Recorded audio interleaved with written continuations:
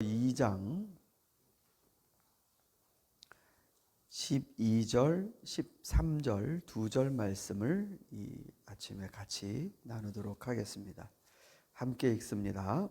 그러므로 사랑하는 여러분이 언제나 순종한 것처럼 내가 함께 있을 때뿐만 아니라 지금과 같이 내가 없을 때에도 더욱더 순종하여서 두렵고 떨리는 마음으로 자기의 구원을 이루어 나가십시오. 하나님은 여러분 안에서 활동하셔서 여러분으로 하여금 하나님을 기쁘게 해드릴 것을 염원하게 하시고 실천하게 하시는 분입니다. 아멘. 복음에 합당하게 사십시오. 예수께서 여러분을 위해서 비우시며 자기를 십자가에까지 순종하셔서 하나님이 얼마나 여러분 사랑하시는지를 확증하셨습니다. 그러니 여러분은 이렇게 사셔야 합니다. 그 내용이 이제 시작이 됩니다. 첫 번째로 요구한 건 순종입니다. 제 기독교의 그 연구 분야 중에 이제 기독교 윤리학이라는 게 있습니다. 그러니까 크리스찬들은 어떤 행동을 해야 되는가? 아니, 그 행동을 하는데 그 기준이 뭔가? 뭐에 근거해서 그리스도인은 생각하고 판단하고 뭐가 옳은지 틀린지 구분할 것인가? 이런 것을 연구하는 학문 분야인데, 뭐 성경책만 읽으면 그까짓 것 뭐 답이 쉽게 나오는데 그걸 연구하나 이렇게 생각하실 수도 있겠지만 사실은 간단한 문제가 아닙니다.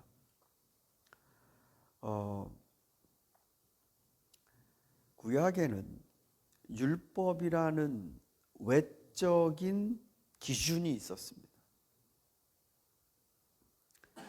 그래서 그걸 따라서 내가 이거를 이해하든 못하든 그걸 따라서 행동을 하면 하나님 축복해 주시고 혹은 하나님 벌하시고 이런 게 있었습니다만, 우리 신약으로 넘어오게 되면 이제 율법이 아니라 그리스도의 은혜라는 것이 이제 바깥이 아니라 이 안으로 들어와 버립니다. 그러니까 내가 사랑을 받은 것이죠. 그래서 신약의 성경 저자들, 즉 사도들이죠. 사도들은 어떤 방식으로 성도들에게 이렇게 살아야 합니다라고 말하냐면, 모세가 이렇게 얘기했으니까 우리들도 이렇게 따라갑시다. 그게 아니고 예수님이 여러분을 사랑하신 게 이 안에 있으니 그 사랑을 따라 살아가십시오라는 게 쉽게 얘기하면 전부입니다.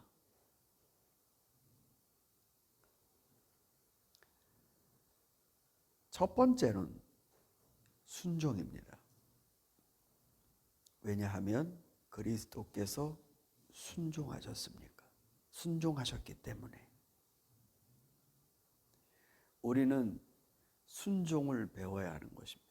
그리고 그걸 따라가야 되는 것입니다. 여러분, 빌립보서 2장에서 가장 유명한 말씀이 자기를 비워 종의 모습을 취하시고, 우리가 지난주에 나누었던 그 케노시스 비움의 본문인데 8절을 한번 보십시오. 2장 8절 우리 같이 한 목소리로 읽겠습니다. 자기를 낮추시고 죽기까지 순종하셨으니 곧 십자가에 죽기까지 하셨습니다. 그러니까 예수님은 처음서부터 순종할 일이 없으신 주님으로 오셔서 우리가 그분께 머리를 조아려야 된다, 이게 아니고 우리가 믿는 예수님은 그분 스스로가 순종하신 분입니다. 순종이라는 건 자기 뜻이 없다는 거잖아요.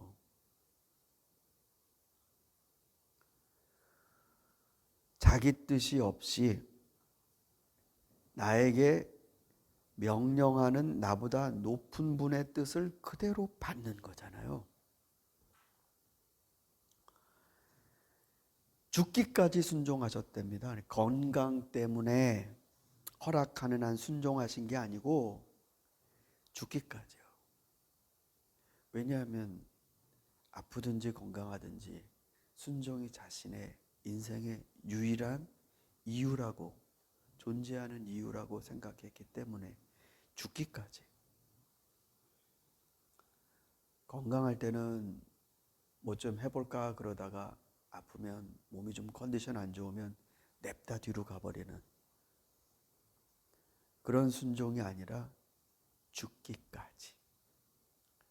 사실 복음서에서 예수님이 주님의 마음을 표현한 몇몇 구절들이 있습니다. 헤롯이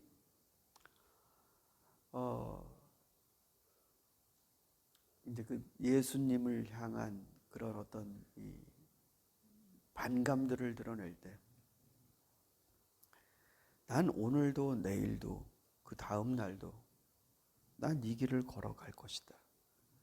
난 이것 때문에 왔기 때문이다. 이런 말씀을 하셨습니다.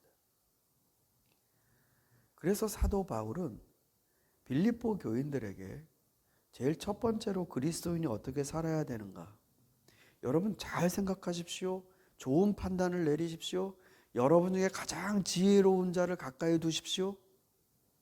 이런 조언이 아니고, 예수님이 당신 때문에 십자가에서 죽기까지 순종하셨으니 당신들도 순종하는 삶을 사십시오.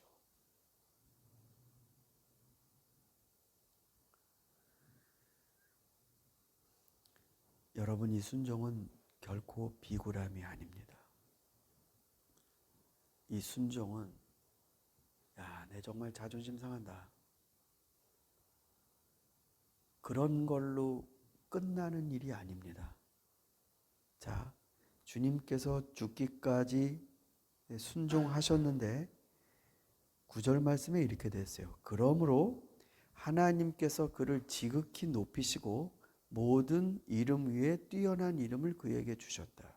즉 순종은 하나님이 우리를 높이 올리게 하시는 길입니다. 여러분이 여러분의 이름을 얼마나 번쩍번쩍하게 닦아서 높이 드실 수 있을지 모르겠습니다만, 하나님이 높이 드시는 것보다 더 높이 여러분의 이름을 올리실 수 있겠습니까? 순종은 바로 우리를 가장 명예롭게 하는 길입니다. 그래서 사도 바울은 빌립보 교인들에게 여러분 순종하십시오. 예수 그리스도의 말씀, 주님의 가르치심, 이 사랑의 명령에 순종하십시오. 해가 가면 갈수록, 여기 표현이 아주 재밌습니다. 더욱더라는 말이 있어요. 더욱더. 그러니까 여러분, 신앙생활이 오래되면 오래될수록 옛날에 내가 많이 순종했으니까 이제는 좀 쉴란다. 아니, 세상에서는 은퇴가 그렇지요. 그러나 우리 신앙에 정진하는 길에서는 더욱더 순종.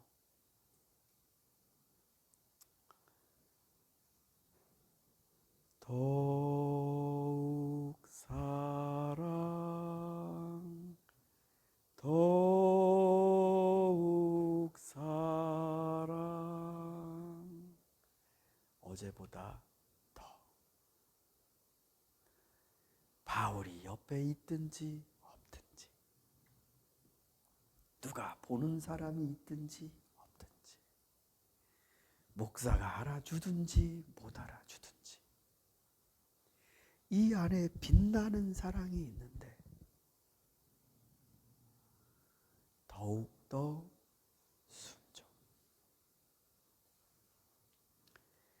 그렇게 함으로 예수 그리스도가 여러분에게 주시는 구원을 이루어 가십시오. 여기서 우리 오해를 좀 할 수 있는 여지가 좀 있습니다. 이게 예수님이 뭔가 좀 우리가 이루어 가야 되는 뭔가 미완성의 구원을 주셨다는 뜻인가? 내가 채워야 될 부분이 있나? 그럼 주님의 은혜로 구원을 받는다고 우리는 알고 있는데, 그럼 우리가 뭔가를 거기에다 플러스 우리의 뭐를 더해야 구원이 이루어진다는 건가? 이렇게 해서 이 본문이 오해를 받는 경우가 있습니다. 여러분, 여기에서 이루어 나가십시오라는 이 단어는요, 로마서에서 가장 많이 사용됩니다. 어떤 때 사용되는가? 영으로는 내가 정말 주님을 향해 선한 일을 하고 싶으나 육신으로는 내가 전혀 다른 일을 행하니 오라 나는 곤고한 사람이로다. 말씀하시죠? 그때 자꾸만 다른 걸 행한다, 혹은 내 영으로는 이런 걸 행하고 싶다라고 할 때 행한다라는 뜻이 바로 여기에 사용되는 이 단어입니다. 그럼 무슨 뜻인가? 두렵고 떨림으로 그리스도께서 여러분에게 주신 이 구원을 이행하십시오. 이게 우리들이 오늘날 현대 그리스도인들이 다시 해석해야 될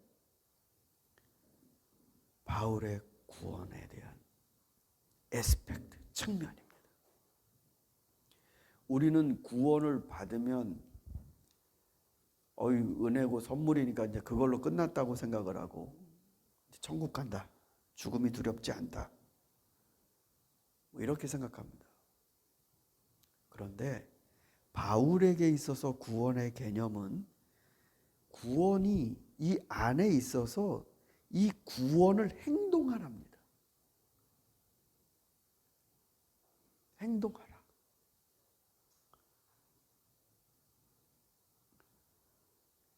하나님이 여러분에게 귀한 걸 주셨으니 그게 여러분 삶 안에서 이것이 이행되도록, 내가 예수님 믿고 구원받았는데 너무나 이원론적인 구분이 강해서 우리는 살면서 우리의 구원을 행동하는 것을 아예 잘 생각지 못합니다. 이거는 저 세상을 향한 근거지, 여기 살면서 뭘 하라고 하는 그런 게 거기까지 못 갑니다. 사도 바울은 분명히 얘기해요. 두렵고 떨리는 마음으로 여러분의 구원을 이행하십시오. 예수님 나 구원해 주셨으니까. 이거를 말로써 선포하고 전도하고 이러는 것뿐만 아니라 여러분이 받은 은혜를 이행하십시오. 사랑하는 성도 여러분, 우리도 다 예수님의 은혜를 받은 사람들이기 때문에 순종하는 삶을 살아야 될 줄 압니다. 순종은 결정하는 게 아닙니다. 내가 결정하는 게 아닙니다. 결정된 걸 따라가는 것입니다. 그리고 시간이 지나면 지날수록 그 순종을 더욱더 누가 보든지 안 보든지, 옆에 있든지 없든지 나에게 있는 이것 때문에, 그런 마음을 가지고 우리들이 구원을 이행하는 삶, 이것이 사도 바울의 첫 번째 요구입니다. 이것이 어디 빌립보 교인들에게만 하는 말씀이겠습니까? 이게 오늘 우리가 읽는 성경으로 전해져 왔다면 이건 빌립보 교회가 아니라 비전장로교회 주시는 말씀입니다. 저랑 여러분에게.